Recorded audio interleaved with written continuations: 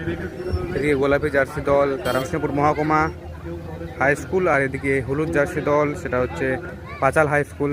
খেলার মধ্যে কোনো গোল হয়নি, তাই এখন টাইব্রেকারের মাধ্যমে শুট আউট হবে। পাঁচাল হাই স্কুলে প্রথম শট।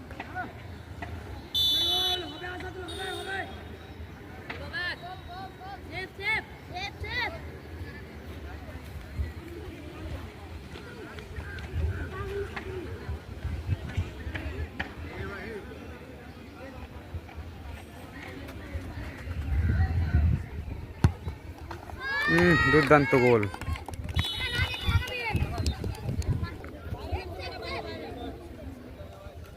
তিনটে করে শট। এদিকে বিষ্ণুপুর মহকুমা হাই স্কুলের প্রথম শট, 16 নম্বর জার্সির প্লেয়ার।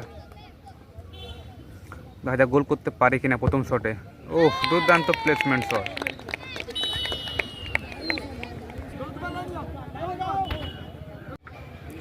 পাঁচাল হাই স্কুলের দ্বিতীয় শট। প্রথম শটে তারা গোল দিয়ে দিয়েছে, এখন দ্বিতীয় শট। দেখা যাক গোল হয় কিনা। ও, দুর্দান্ত গোল।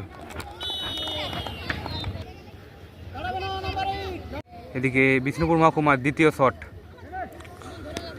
গোল করতে হবে, তবেই ম্যাচ সমতায় থাকবে। 11 নম্বর জার্সির প্লেয়ার।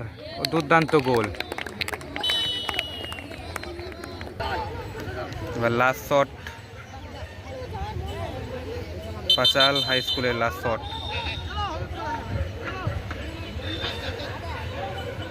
এটাই লাস্ট শট, তিন নম্বর শট, এটাই লাস্ট।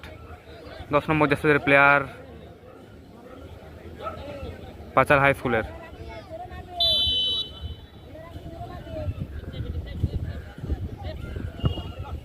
ও, সেভ।